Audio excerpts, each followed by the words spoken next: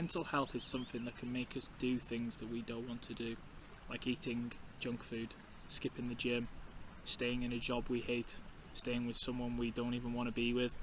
It is the foundation of everything we do in life. I'm going to make this video as detailed as possible, and there will be sections during this video that you will relate to, or someone that you know that will relate, and it will help you in some sort of way. So I suggest you watch the whole thing all the way through to get as much information as possible on practical, free ways that you can improve your mental health. It might sound a lot to be able to develop the things that I'm going to talk about in this video. So a way that you can develop new habits, I've got a video on that and I'll link it right now. I, and for many of you, probably would have tried eating healthier, be more productive, go to the gym, stay consistent with doing new habits, try to develop new habits. But it always ends up lasting a week or two, and you struggle to stay consistent with it. You soon lose the motivation or discipline it takes to keep going. Having poor mental health affects your way of thinking, your behaviours, and it creates addictive behaviours like watching porn, eating junk food, drinking, drugs, procrastination, gaming, scrolling on social media. All of these might be something that you suffer from, but they are not the problem in itself.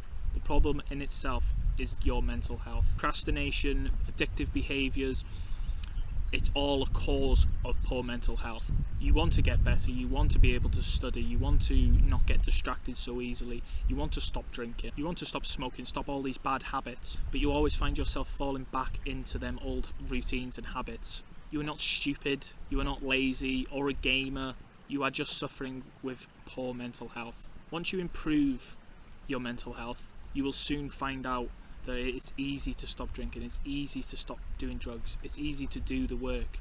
You find doing work more fulfilling than going out. You will get the job that you want, you will get the grades that you want, you will create the business that you want to create. By improving your mental health, your decisions and choices that you make become better. You'll be in the best shape of your life. You'll get the job that you want. You'll have opportunities come to you that you can't say no to. I think the greatest thing about improving your mental health is the trajectory that you choose your life to go in. You want more money, you got it, easy. You want deeper, more meaningful connections with people. Piece of piss, mate. You want to be more confident, got it. Anything you desire comes from the thing most of us overlook, and that is our mental health. Let's start. Feel free to skip this part. You might relate in some sort of way, or if you don't know who I am, then you might want to listen and find out a bit about me and what I'm about. First, I'll start talking about my childhood. During my I don't actually remember a lot from my childhood, and that is because I zoned out a lot.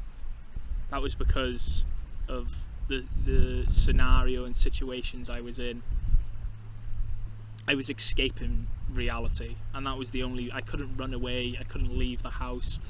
I was stuck in that situation, so the only way to get out of it was disassociate myself from my body and not actually be there. Find something else that can just distract me from being in that situation. My dad was always stressed, providing for 7 people. My mum was looking after 5 children. It was very chaotic. A lot of shouting, screaming, abuse, that sort of stuff. And I remember from the age of 4, I started gaming. I got my first Xbox, and I remember playing Halo. And it's just come to me talking about it that, well, when I was at that age, I used to play with my dad, Halo with my dad. And what's come to me is that during this time, that's the only time that I've really felt close to my dad up until recent years. That like during my childhood, that is the only time that I really felt close to him. That we really like I felt like I was connected, and that was like the only time that I wasn't really shouted at or hit, or that was the only time that I felt like that we got along. And it's literally only just come back. It's only just come back to me now speaking about it. During like most of my childhood, I was always feared by him. I was always scared of my dad. Don't get me wrong, like I love him, and I understand, like, now that I'm more mature, I understand the situations that he was going through, and he couldn't help it. But during that time, I didn't feel close to him, and I just completely scared. I was completely scared to talk to him, to come to him from any of my problems. And this needs to be said, but it just for you to understand my story. During school, during, you know, primary school, secondary school, I was always distracted. My mind would wander, I would zone out again.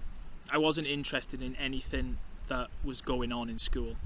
And I haven't been diagnosed with this, but I believe to have ADD, just like ADHD and OCD. They don't come from a gene. It's a form, widely researched, that it is a response to trauma. Financial stress in the parents turns into physiological stress in the children. So, like I said, you know, my family was very stressed. My dad was working, providing for 7 people. My mum was looking after 5 kids. So there was a lot of stress. That environment, I was consuming it. And, you know, like the first 7 years of your life, you are like a sponge. You consume everything. So all that stress that was coming to me and my siblings, we were all inhaling it, and it was just injecting into our body, filled with stress, anxiety.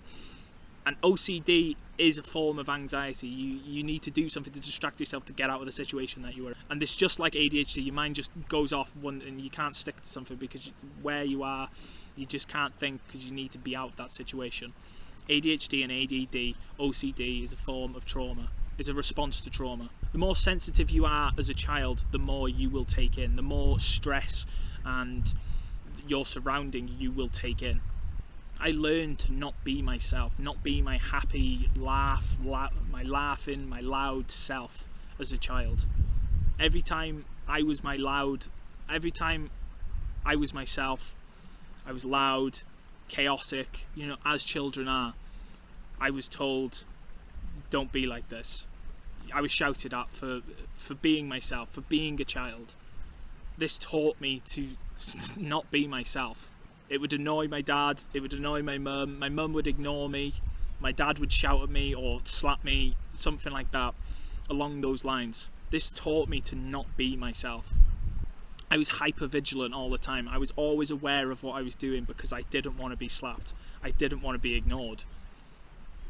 I wanted to do everything I could to get that love that I needed from my mum and dad, and I didn't get that. I think gaming really became a problem for me because it was a way to escape my reality. It was a way for me to stop being myself. It was a way to escape my emotions, the way to escape how I felt. And I never knew how to deal with my emotions because I never learned how to. My parents never taught me how to.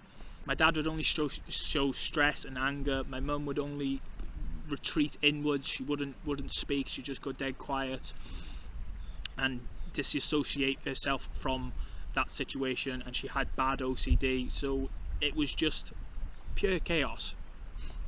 During my time in childhood, around about like 10, 11, 12, 10, 11, it was the last year in primary school. Primary school's like from the age of like 5, I think, 6, up until 11.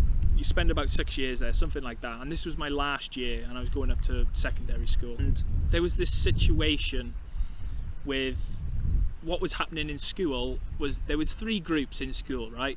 And we all got awards and all that. And my group came out on top. Our group won, like, you know, best behaved and all that. We got like the most awards for it. So during this time in primary school, all the lads came up with this idea: we should have massive open space on this field and we should all just start fighting. At my group against the 2 other groups, right?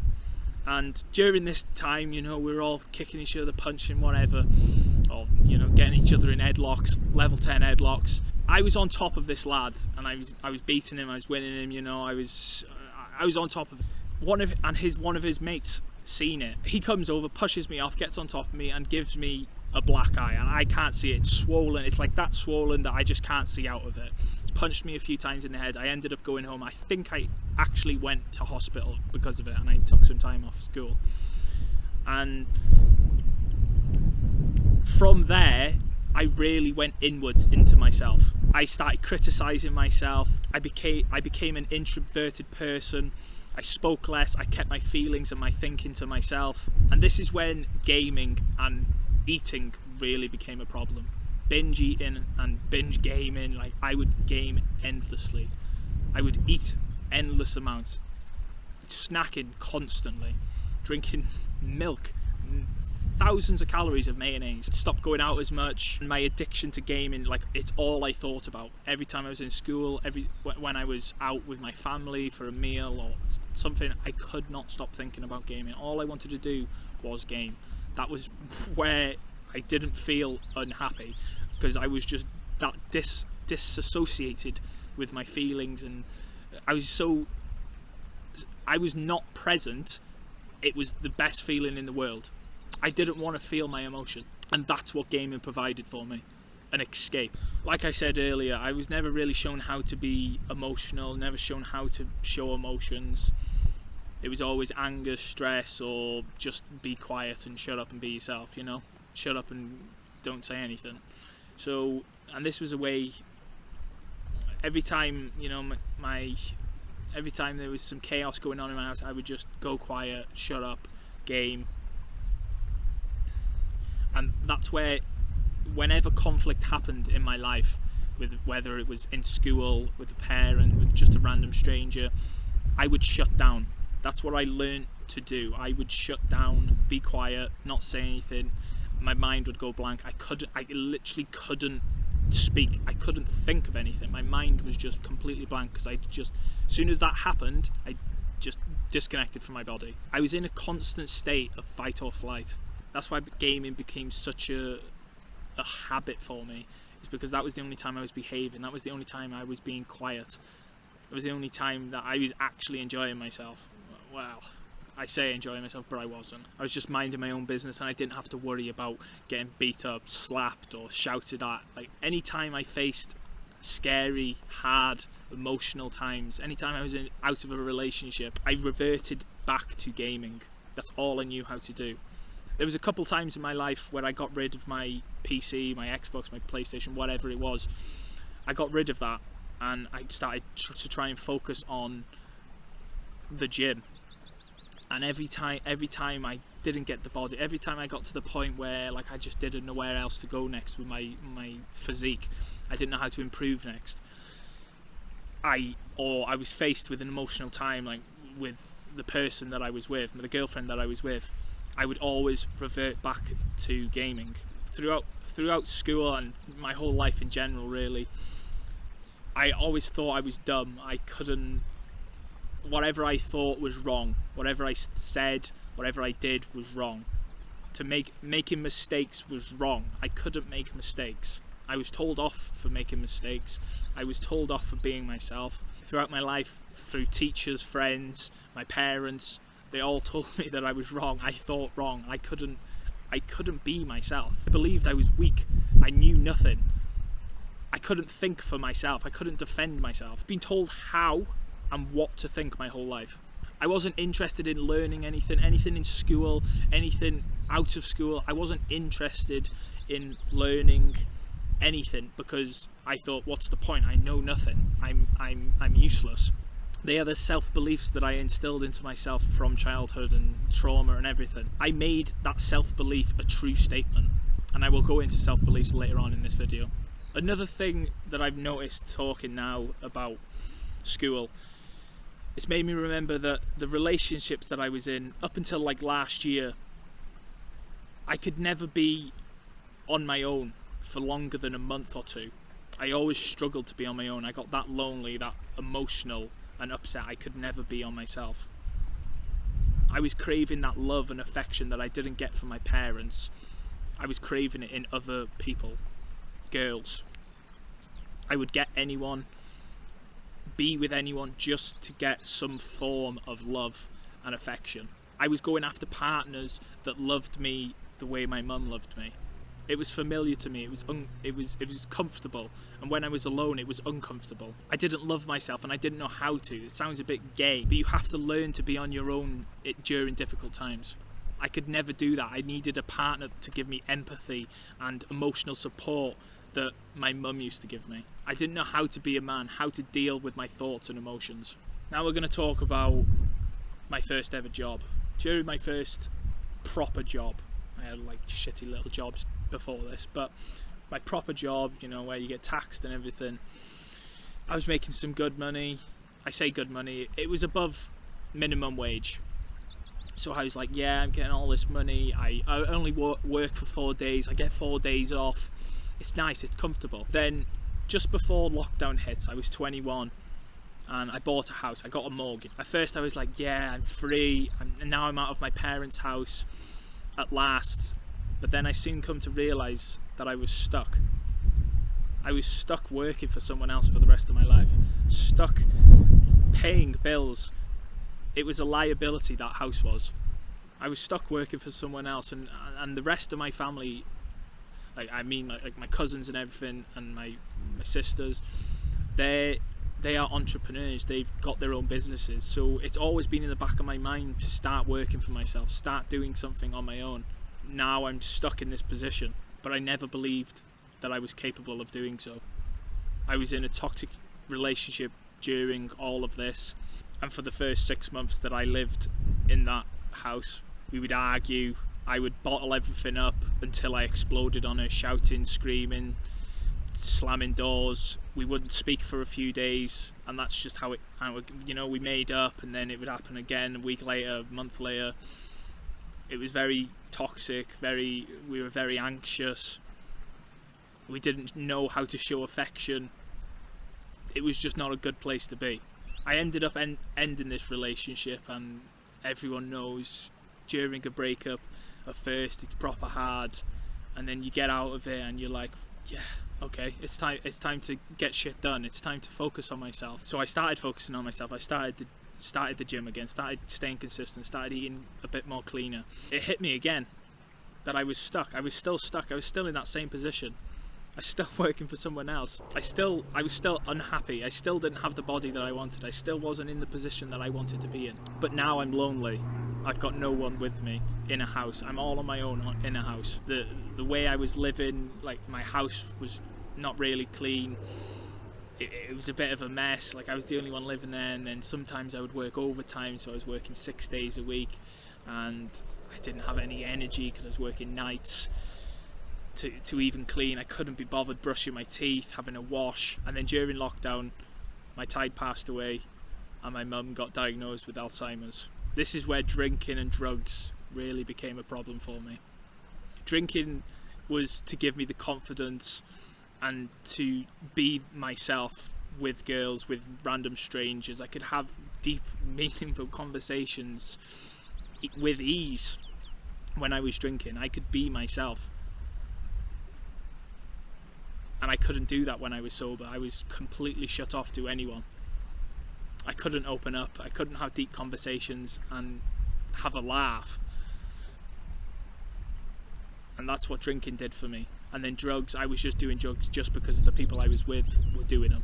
I wasn't doing it for any reason. I just thought, fuck it, I'm going to do it. My mental health was suffering more than it ever has suffered before. I had to go to my doctors and ask for time off work because it was that bad. And I had a conversation with him, a good hour conversation with him, telling him how I think, how I feel, and he prescribed me off for 2 months because my mental health was that bad. This was the best decision that I ever made. I had time to think, I had time to breathe, I had time to go to the gym, eat healthy, and during this time was the day that changed my life, and that was going on my first ever hike. This day was the best day of my life. My first ever hike, and my mind was so clear. I was out in nature, I could think clearly, I knew what I wanted to do, I knew how to do it. It was so clear to me what I needed to do. And what I needed to do was go back to work for another month, get some money. I quit my job and I started working with my dad.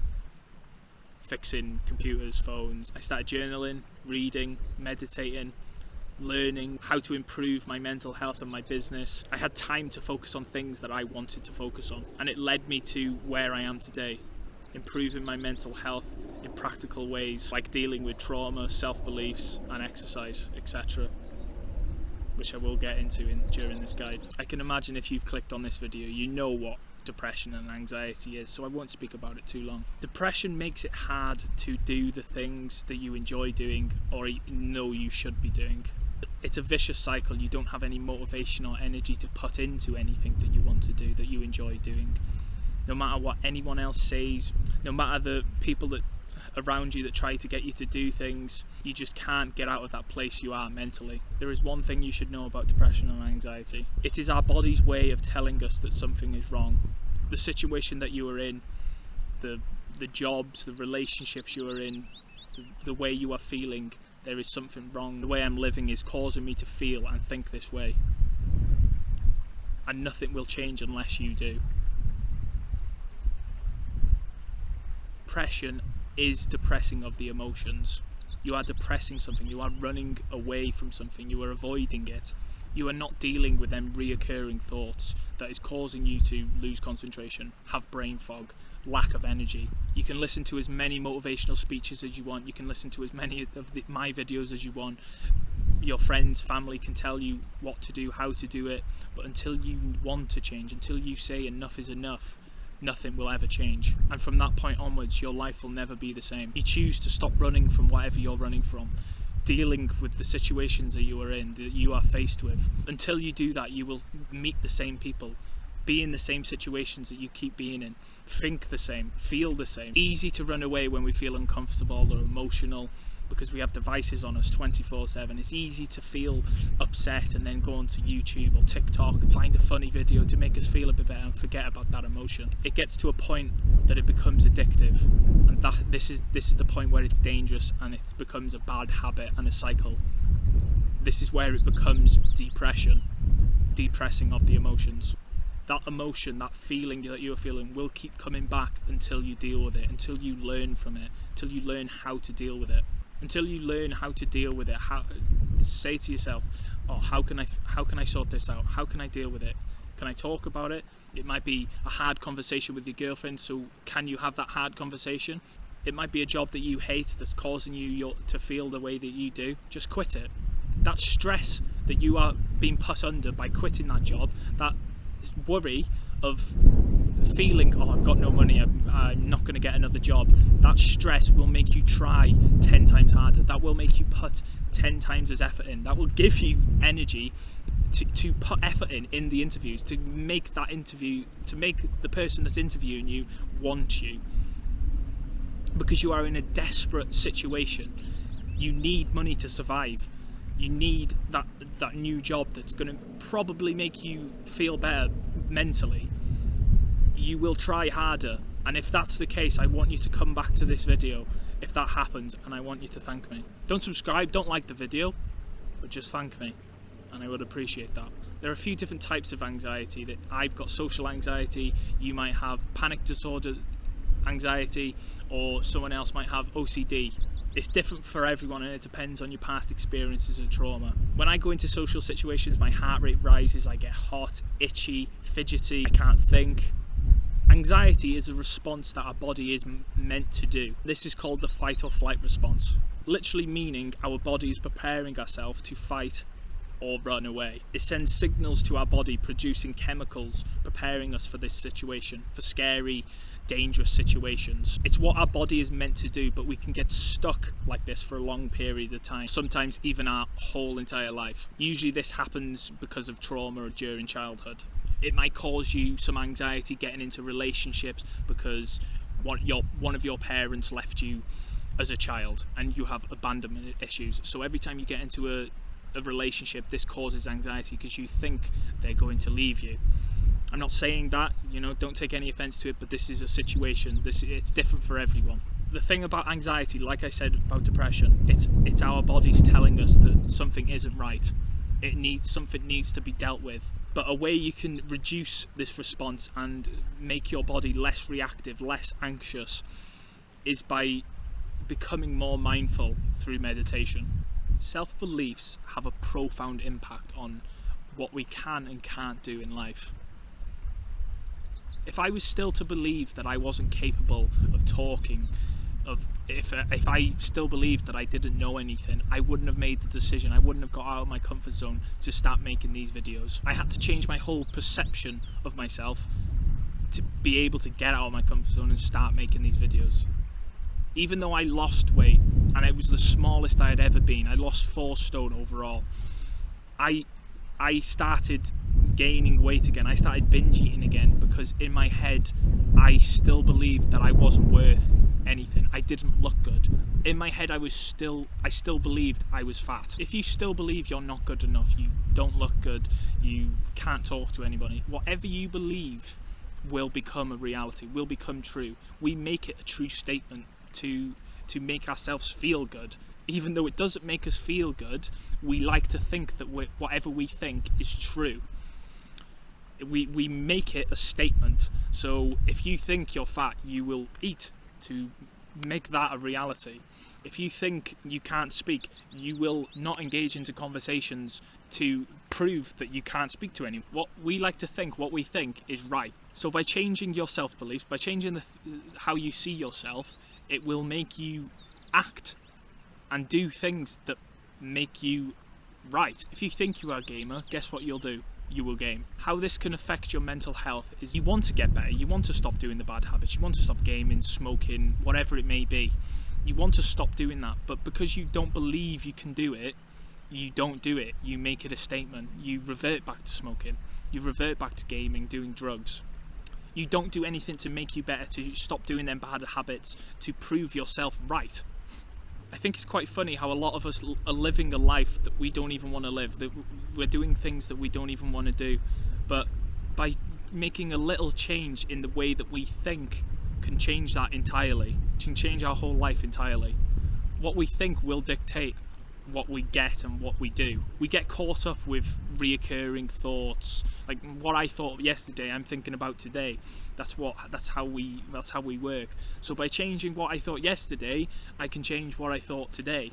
I can make it a habit. We forget that we're in control of what we think, making it so we're in control of our lives. Changing your self-beliefs will change your reality. If you have courage and believe that you will be successful, you will be. Why is that? Because of the power of self-belief. You won't quit when times get tough, when all others quit. You will carry on going to find a way. At one point in my life, I didn't believe I could be free until I seen others do it. I was stuck in a factory and until I believed I could do it myself, I changed my actions to support my beliefs. You will always follow through with what you believe you are. By thinking the same, you will act the same. Creating the same experiences, creating the same emotions. By changing the way you think, you can change your experiences, can change your emotions. You might have felt emotions you've never felt before. My dad came up to me last week sobbing his eyes out, crying to me because of one of my videos, bawling his eyes out, shaking, telling me how proud he is. I've never heard or felt or experienced my dad crying before, especially when he's coming to me saying he's proud of me, proud of what I'm doing. If I never changed my self-beliefs, I would still be in that job, creating the same experiences, creating the same emotions of depression and anxiety. It will become a program, and by changing your way of thinking will change others around you. The people around you and the information that you take in on a daily basis. Like this is the power of social media nowadays. Like, we don't have to be around people to develop and become like them. So the power of social media, we can be and become and think just like people we don't even know. You can become like me by watching my videos, but that can change your way of thinking, that can change your way of feeling, and will dictate how much fulfillment you get out of life. If you are speaking to someone and the person you are talking to isn't really paying attention to whatever you're saying, or just ignores what you've said, it will literally be the decision whether you make a business decision, or take a risk in life, go up to that girl that you want to go up to. If your mate's telling you, nah, don't go up to her, she's too pretty for you, gonna put doubt in you.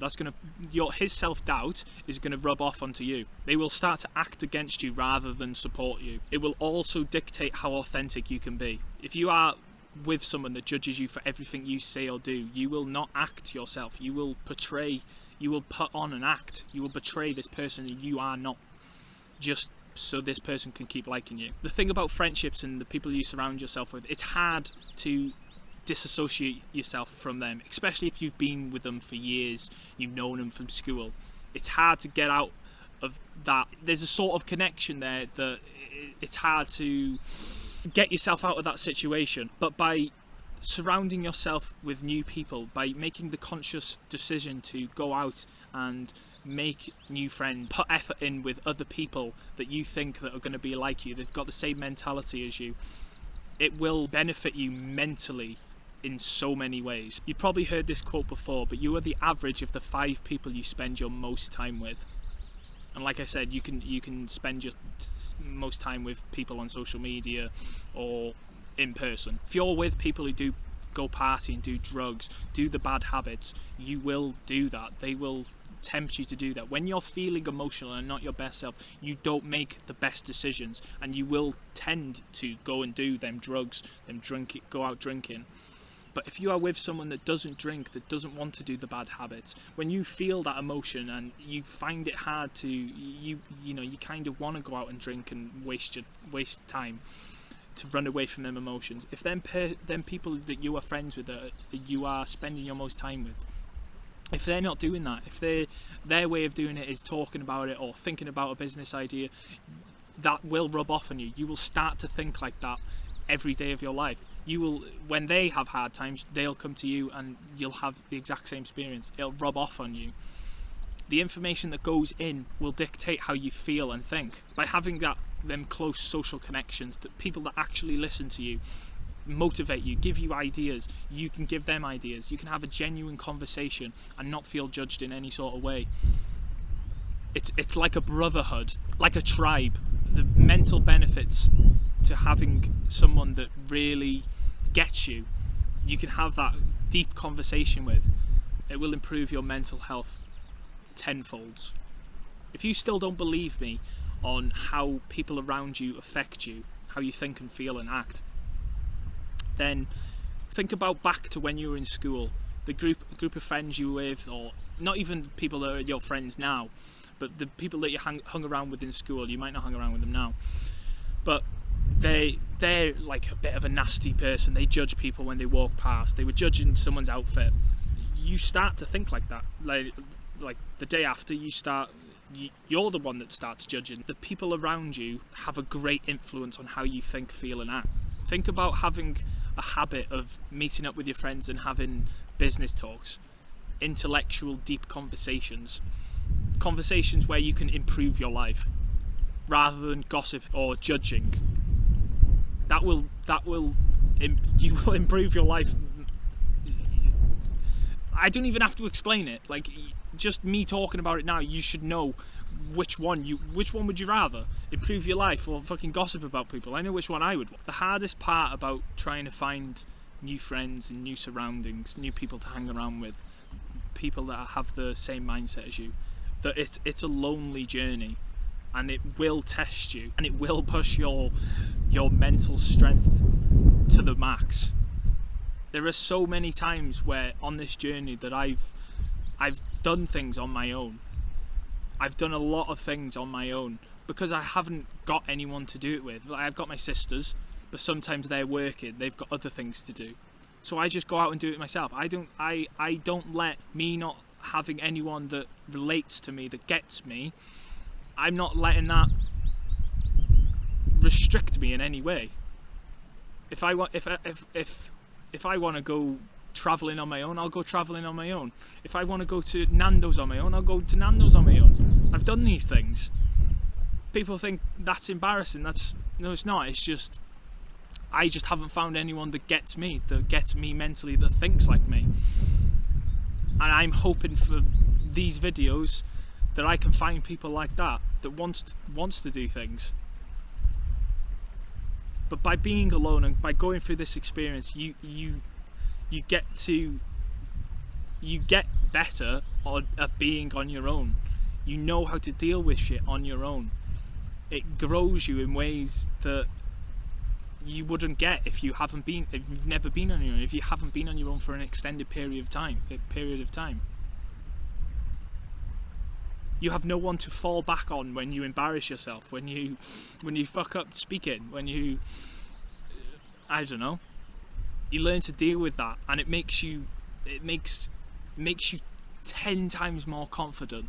But if you can put in that dedication, that discipline, that effort to go out and find people alike, I'm telling you now, it will be worth it in the end, for the amount of fulfillment and mental clarity you get, and how much it plays a huge part on your mental health. When you clicked on this video, I bet you knew I was going to talk about exercise, and I bet you thought that's all I was going to talk. But I made the decision to put it after your surroundings and your self-beliefs, because I genuinely believe that you will revert back to your old ways of thinking and habits, if you do not sort these two things out first. I reverted back to eating junk food, skipping the gym, gaming, drinking, because these two parts of my life were not where they needed to be. I still believed I was fat in my head. I was 4 stone lighter, but I still believed I was fat, so I reverted back to binge eating. The people I hung around with drank, done drugs. They never picked up good habits. They didn't listen to me. They didn't believe in me. We never related. We didn't have the same mindset. Until you sort these two sections out in your life, self-beliefs and your surroundings, who you surround yourself with, I genuinely believe that you will always revert back to your old ways. You'll improve your body slightly, but it'll never be to that. You'll have an average body, but you'll never get to that dream body, that body that you visualized in your head. I visualized getting to like that top 1% of bodies, you know, that the 10% body fat, muscles, looks nice. I wanted a body that someone could look at me and think, wow, he's come a long way, fair play to him. I wanted that type of body, and I always reverted back to my old ways of eating, drinking, gaming, smoking, because of my self-beliefs and my surroundings. Exercise is where it all started for me, and it probably will be you too as well. At the age of 16 up until now, I've carried on going to the gym, exercising, walking, running. It's kept me on a path of progression, a path of improving my mental and physical health. Moving your body, no matter what it is. I'm not just talking about weightlifting now. I'm talking just getting sweaty, raising your heart rate. Releases feel-good chemicals, natural antidepressants into your body. If you have mental health problems and you want a quick fix, then, you know, you'll go to the doctors and ask for a prescription for some antidepressants. And yeah, it'll work for a little bit. You might feel a little bit better, but for the long run, you won't feel any better. You'll just get used to that drug. I'm telling you now, exercise is the one way you can have a quick release of antidepressants and a long-term release of antidepressants, making you think better and having a better mental state. You might not have time to do it 5-6 times a week, but 3 times is a good number to start off with. It will still be beneficial to your mental health. Get the maximum benefits of exercise and just moving your body. You will want to get sweaty, raise your heart rate every single day. Eat just for 20 minutes a day. That can drastically improve your mental health. Everything that comes with starting to do exercise improves our mental health. Most importantly, diet and sleep. By improving our diet, we naturally feel better. We can go on for ages about this, about talking about cutting sugar out of your diet, and that will greatly improve your mental health. Sugar is addictive, and it creates a false spike of mood and energy. In the moment it might feel good, but later on it will affect you. It'll make you feel lower. Your baseline happiness and dopamine levels will drop below baseline. Once you've had your first hit of sugar, later on you'll need another hit of sugar so you don't crash, which is called a sugar crash. A lot of people nowadays, especially fitness influencers, will tell you you can eat whatever you want, whatever fits your macros, whatever fits your calories, but I can tell you 100% guarantee they have shit mental health, and they're trying to scam you into buying their program or something from them. It might be true, and they might be speaking the truth. Yes, you can lose weight, and you can lose weight and eat all this shit, but they do not care about your mental health. It is without a doubt what you eat, or whatever you put in your body, will affect you mentally. How? By excessive amounts of sugar and not natural whole foods. The sugar will multiply bad bacteria in your gut, and the gut, there's this thing called the gut-brain axis, and it's our brain and gut are connected, and they send signals to each other. And by eating sugar, excessive amounts of sugar, you will get cramps and feel all this sort of horrible feeling in your belly. You might be accustomed to it because you eat that much sugar. You might not feel like that. Throws your microbiome out of balance. So when you eat a lot of sugary processed food, it causes the gut to cramp and be out of balance. You could imagine how, if your brain and your gut's connected, then it will affect you mentally. How you feel, how much energy you've got. Like I said, sugar creates a false sense of mood and energy. So when you eat sugar, yes, you feel dead high, dead happy, you want to do some stuff, but then after a while you really hit a low and you're like, fuck, I feel shit right now. That's that sugar crash, where you've crashed because you haven't had another hit of sugar. The lack of sleep, you'll obviously have no energy, you won't be productive, and it will make you choose the easy things to do, the easy habits. And the harder habits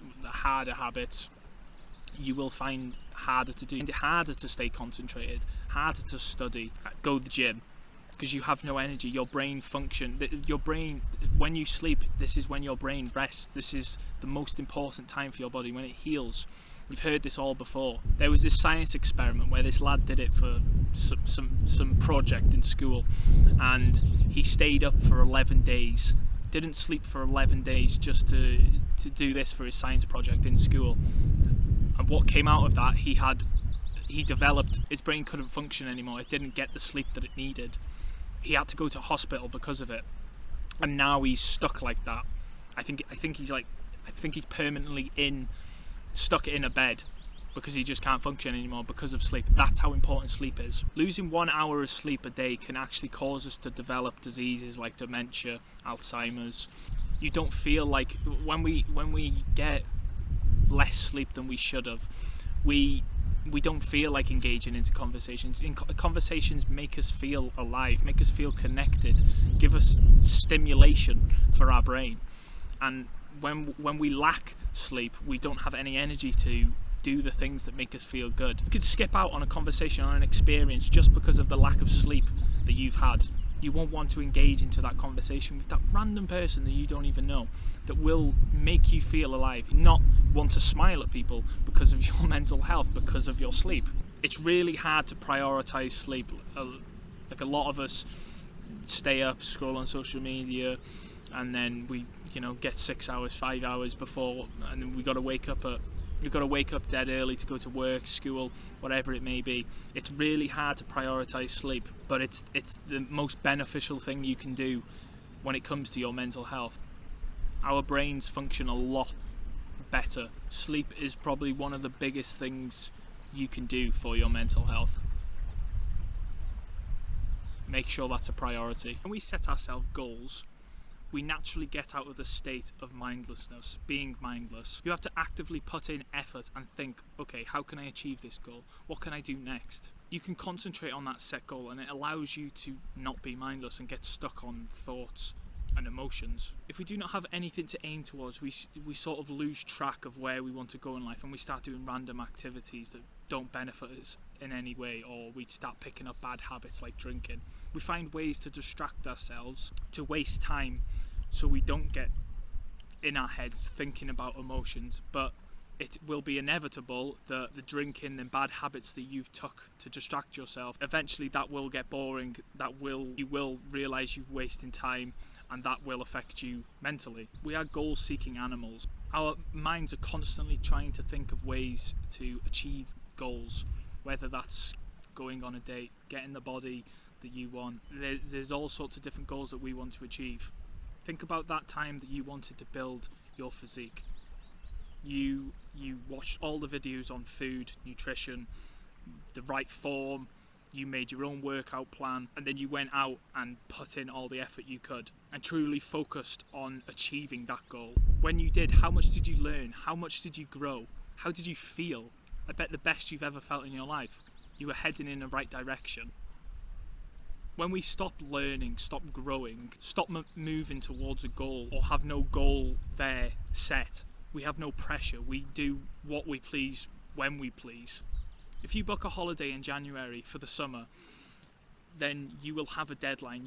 It will make you work a lot harder to get to that point that you want to be for that deadline. By not having that goal or any goal set, you will lack confidence. It will create a lack of confidence in yourself. If we do not have anything to aim for, we don't significantly improve in any way, and we can even get ourselves in worse spots than what we were originally in. And this is when it can really start to affect our mental health. By lacking confidence in the ability to get what we want in life, you will start to develop beliefs that you can't stick to anything. You might be bored of hearing this now, but you knew I was going to say it. Meditation and being mindful is one way you can improve your mental health. By becoming more aware of everything you do in life, from friends, relationships, thoughts, self-beliefs, exercise. It allows us to be present and be able to think more logically of what we want in life. It trains us to bring ourselves back to the present moment. By bringing ourselves back to the present moment, getting the reps in when we lose focus or go mindless off in our thoughts and emotions. Meditation helps us get better, to make us more aware of the times we are mindless. And a lot of us, me and you, 80% of the day we are mindless. By taking up meditation, being present becomes a skill. By bringing yourself back to the present moment. I didn't understand for a long time, and you might not either, that the act of meditation is actually letting yourself go mindless, letting yourself wander off, and then being able to bring yourself back quicker and getting better at realizing you are mindless. So if we do an exercise right now, and you're breathing in and out, and you do that for a while, and eventually your mind will just naturally wander, yeah?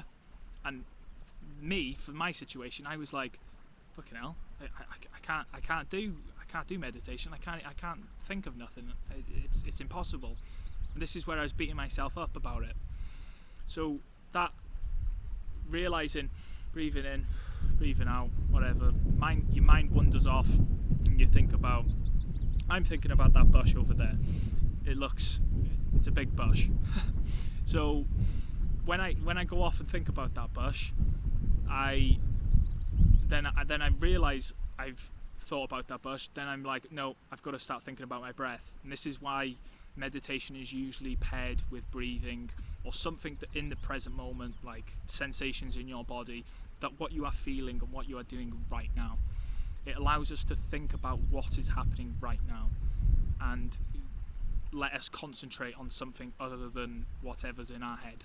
By doing meditation, we become quicker and better and more efficient throughout the day, and we start to realise that we're mindless, we're off in our thoughts. And by being off in our thoughts, it can create a sense of anxiety, depression, by allowing our brains to think too much. And that's actually a thing. We can think too much, and this is where it creates anxiety and depression. Meditation allows us to calm our thinking down, calm our nervous system down, calm our body down. It reduces anxiety and depression by shutting down the nervous system, putting our nervous system to rest. That fight or flight response that I mentioned earlier, this anxiety, it's deactivated when we calm ourselves down by breathing and meditation and being present. And when our fight or flight response is activated, it's preparing our body to fight or run away. You know, it sends chemicals to our muscles and other parts of our bodies to get us ready to fight or run away. And when this is activated, it deactivates other parts of our bodies like digestion. So by deactivating it, it allows our body to work as it should. Our body shouldn't be in a fight or flight response constantly. By taking up meditation, it will improve your lack of focus, your lack of discipline, and improve your mental health, it will actually make you feel more confident. It will make you feel happier by being in the present moment, by not living in the past or the future. Meditation will allow us to think more logically and less emotionally. It'll make us feel less stressed and less anxious. Journaling is another way we can improve our mental health. Being able to see our thoughts on a piece of paper allows us to stop worrying about that thought. We don't have to keep thinking about it because we know it's written down. We don't have to think about it anymore. So it would be a waste of energy to keep thinking about it. Secondly, it allows us to stop being emotional and think about that thought, that feeling, whatever we've written down more logically or from a different perspective. It's like going to therapy. Therapy allows you to speak what's on your mind without any judgment and look at the thought or feeling, whatever you're speaking about, look at it from a different angle, a different perspective. And journaling is just the same. Now, gratitude journaling, I do both. I do a bit of journaling talking about what I'm thinking, and I do gratitude journaling, and I pair them together. By being grateful, by being grateful like for the smallest little things, we cannot feel upset or angry or depressed when we are feeling grateful. It's impossible to feel them negative emotions when we're trying to be grateful for what we have in our life. If you are going through difficult times during your life and you're suffering in some sort of way, by taking up gratitude, by being grateful, taking up this practice will greatly decrease how much pain and suffering you will feel.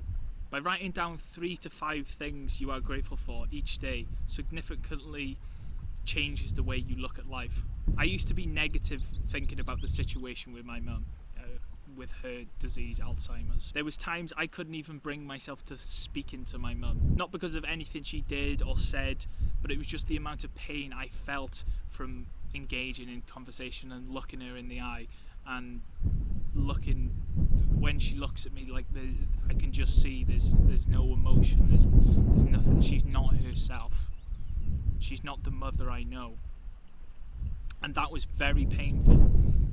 But until I took up gratitude and started being grateful for the time that I've got left with her, by taking it up and developing this practice, it allowed me to enjoy the rest of the time that I've got left with her. Before I seen it as, oh, I've only got 6 years left. But now I see it as, yeah, I've got 6 years to cherish and love every minute I've got left with her. Imagine you're lying down in your favourite outdoor spot. You hear the birds singing, the water trickling, the wind slightly moving the trees. You feel the heat on your skin from the sun. You might have been hyped up or your mind was wandering just before this. But by imagining that, it instantly brought you to a more calmer state. And this is exactly what nature does for you and your mental health. This shouldn't even be a second thought. We are nature. Our ancestors came from nature. They lived and breathed fresh air, hunted and slept in nature. It is part of who we are by default. And modern day society is slowly taking that away from us, especially the ones that are living in cities, surrounded by buildings and are far, hours away, miles away from vast lands of open area with trees and grass, birds, animals, water. Being outside and getting sunlight is part of being human. We stay in offices, schools, we game all day for 6 to 12 hours. By being in nature, it clears our minds. It makes our cogs turn and we feel energized. Nature has become the biggest necessity in my life. Ever since that day I told you about going on my first ever hike, going up Mulshire Bodge near Snowdon, that day changed my life. It made me believe in myself. It cleared my mind. It made me think logically. Every day I'm out in nature, whether it's a walk or just up a mountain sitting here in nature on the grass. It's part of my everyday life because the clarity and creativity that I get from it. When I want a video idea, guess what I do? I go out in nature. It brings out my creativity. When I lack energy, guess what I do? I go for a walk. It gives me energy. It's free and all around us, and so many of us overlook it. We forget that it's even there, or we're grateful for. We don't even be grateful for the grass, the rain, the birds. Being by water, looking at clouds, allows our brains to flow just like them. We're able to think clearly. We want to figure out problems. It becomes it comes out more naturally because our mind is just flowing. It affects us on a subconscious level. I bet throughout this video, listening to me, listening to the birds, the water around you, it's give you that calm sense. It's calmed you down listening. My voice might be piss you off, but the nature, the background side, this bird tweeting, it's a lovely sound. How can you not feel happy when you're out in nature? I don't listen to music, podcasts when I'm out on a walk or when I'm out in nature. I allow my thoughts to run, ideas to flow and feelings to pass. It allows me to empty out the shit and not get caught up on emotions and feelings and thoughts that are going to cause me stress, anxiety and depression.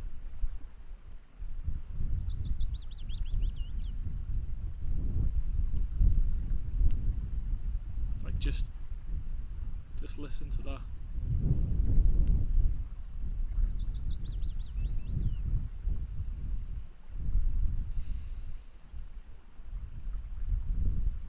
Beautiful. Now, we're going to talk about trauma, and trauma's definitely a big part of my life. I feel like I've had, not terribly traumatic experience, but I've had experiences that have affected me deeply, which I would class as trauma.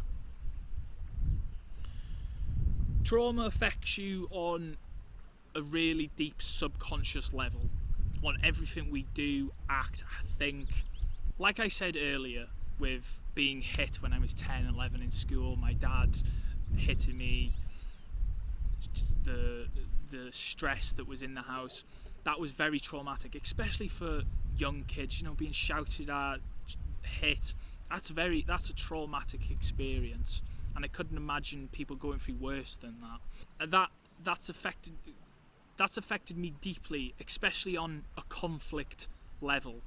When conflict would happen in my life or around me, I would instantly shut down. That's all I knew how to do. That's what made me. That protected me in the situations that I was in during a child. If I shut up, if I don't speak, if I just listen to whatever's being said and I don't react, that's what's going to protect me. I won't get slapped, I won't get hit, I can't say anything to piss whoever I'm off, piss off whoever I'm arguing with or in conflict with. During work, when I was working in that factory, I didn't realise until coming out of it that it was a very primal, very aggressive, very manly place. There was only men there. There was about 40 men there that I was working with. This big factory, right? And everyone's so aggressive, so you say the wrong thing and they start fucking shouting, right? So my natural instinct was to do anything in my willpower to keep them happy.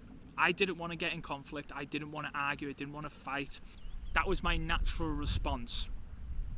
And that's stemmed from being hit as a child, getting in that fight when I was younger. From that point onwards, I avoided conflict my whole life. Arguments, fights, anything it would be, I would shut down. I would go quiet. And like I mentioned earlier, trauma, ADD, ADHD, OCD is a trauma response. I disassociated, I left my body. I couldn't think when I was in conflict or stressful situations. My mind would just go blank. I couldn't even speak. It was like impossible for me to speak or say anything. I just had to walk away from the situation and avoid it until I came down. And I don't know if any of you have been in this situation. So when you've got into conflict, and you might be like me, you've shut down and you can't think of anything to say. But then when you come out of that, your body's calmed down, it's not stressed, it's not anxious, it's not in that state of fight or flight. I could think of everything I could have said during that situation to rip that fucking person to shreds, to win that argument, to have that fight. When I'm taken out of that situation, my body's all calm, then I can think properly, and my mind just, I'm like, fuck's sake, why didn't I say that? Why didn't I just kill that cunt? Do you know what I mean? Some of you might have got that. With trauma, I felt that the way I've dealt with it, the way that I've learned that it's not, the way that I subconsciously act and feel and think, how I've improved that is by reliving them moments. I had to shut my eyes, I had like in a meditation, sit down, relax, and I had to think back to them times. And during like telling my story during this video, like I got them feelings come back up. And like when I would close my eyes and think back to it, like them feelings come back up, and you have to be able to feel them emotions that you felt back then. Feel how you felt. By reliving them moments, it lets us move past it. We realise we don't need to feel like that anymore. That was the old you. That was how you dealt with stuff back then. This is the new you. You deal with stuff different now. In them situations, as a child, you couldn't get out. There were certain situations you couldn't get out of. It was traumatic, so your body would do anything it could to get out of that situation, which usually led to disassociation and leaving your body, leaving your mind, everything like that. That's how your body found. That was the only way you could get out of that situation. This is like pretty rum, but like rape victims, you hear like they just go numb during that moment, and then they just forget about that experience, because that's the best way to deal with it. They don't know how to deal with it because it's so traumatic that during that time they just leave their body. They don't even know this is happening, and they just eventually just let it happen because that's how they can't get out of that situation. And that's horrible. That's a terrible thing to go through. Traumatic experiences are hard things to deal with, but by reliving their moments, like you allow them emotions and feelings to come back up, and you can think about it more logically. Now you're out of that situation and realise that, you know, this isn't me. This doesn't make me me. It's just something that happened to me, and I won't allow it to affect me on a subconscious level anymore. Authenticity is when you can be your true self, no matter the situation you are in, the pressure you are put under. You know yourself, your values, everything about you stays the same. By not being your authentic self, it creates discomfort and hurt. When we are not our true selves, it's because we are scared of judgment, we want to people please, we have a strong desire for others to like us. I mentioned earlier that my whole life I've been told what to think, how to act. I couldn't speak my truth. I couldn't say what I believed in. Like I just mentioned, during work I would people please. I wouldn't get into conflict because I was scared that I would say something or I couldn't be myself. If I was myself, I was to upset someone, because I know sometimes I can be loud, I can be cocky, I can say things without thinking about it, and I was scared that could happen during work and I could get into conflict, and that caused me to stop being myself. And this caused problems for people I met in person, in the gym, out in the streets, anywhere. I couldn't be myself. I struggled to be my authentic self because I didn't want to upset anyone. I was people pleasing. I wanted people to like me. Whoever I was speaking to, I always felt that sense of judgment because I've been judged my whole life. By getting past that judgment, I allowed myself to be myself, act and say just as I pleased without thinking about the other person. I struggled to get out of my comfort zone, and this was the hardest part, is by getting out of your comfort zone and putting yourself in them situations. How I got past that judgment and got out of my comfort zone is I got to know myself better by journaling. I wrote down my values, what I wanted in a woman, what I wanted in life, what I thought about certain situations. I let myself think about certain beliefs and things that are happening in the world.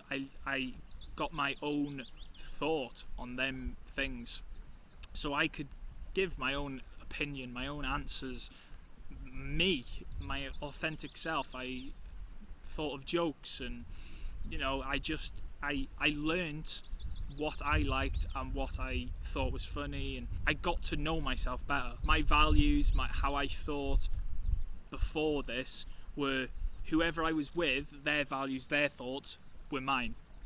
Whoever I was with, I would switch. And if they had high energy, I would have high energy. If they had low energy, if they were nervous, I would have low energy. I was nervous. I would just act just so I could please them. I wasn't my authentic self. It helped me create, by getting to know myself better, it helped me create and have deeper, more meaningful connections with random strangers, with random people.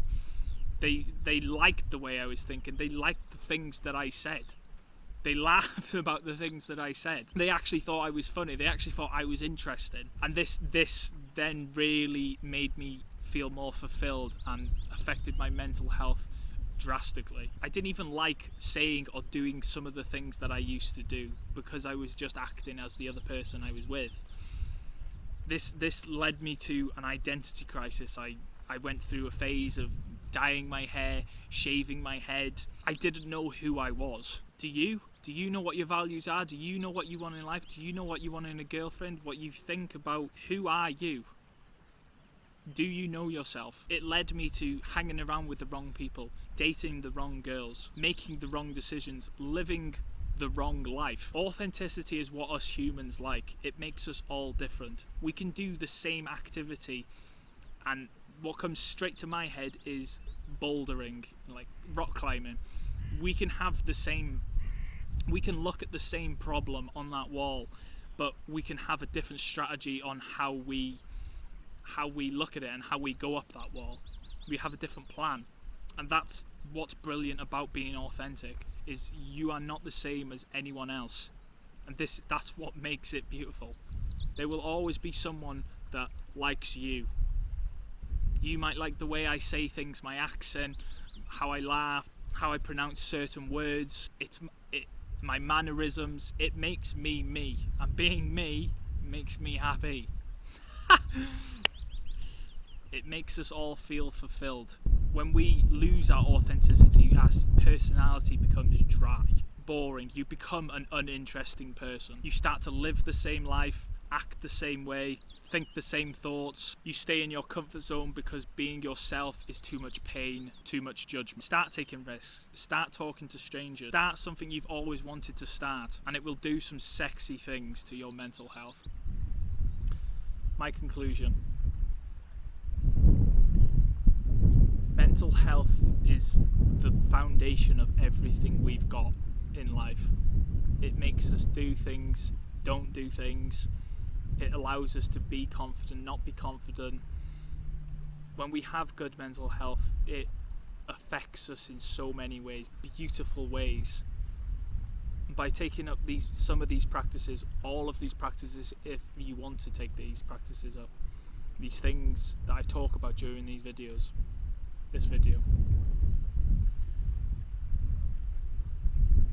I can guarantee at least one of these things. If you implement it into your life, your mental health will improve. You will feel tenfold better. You'll be in the best shape of your life. You'll get the job that you want. You'll get the grades that you want.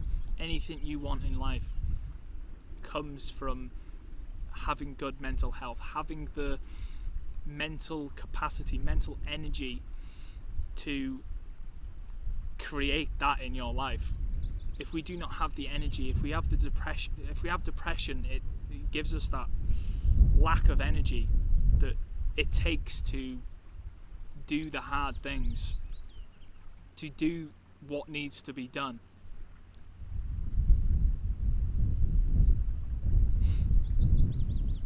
If we can develop a habit of thinking happy, thinking better, thinking clearly, this can be a habit, because it's a habit that you're thinking emotionally, depressed, anxious. That is a habit.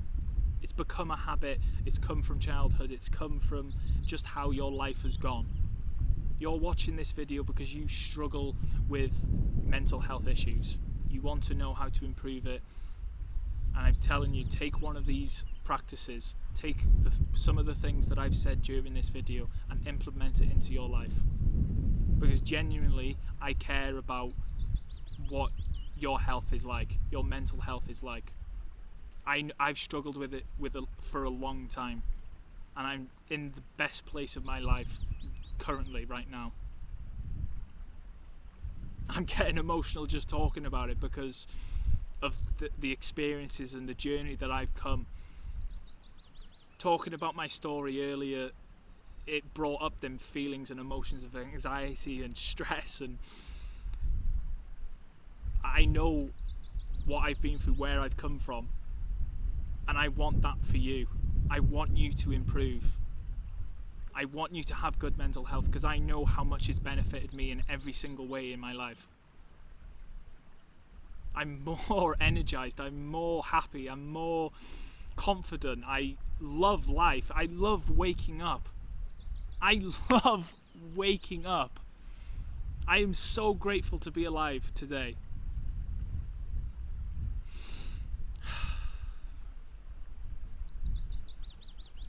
I really found it hard.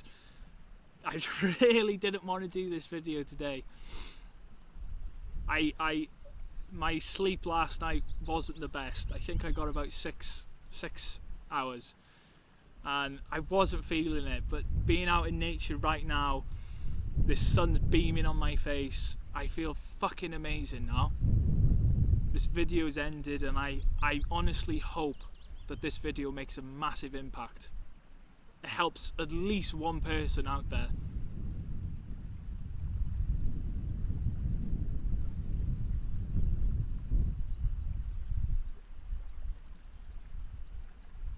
Do what needs to be done, not what you feel like doing.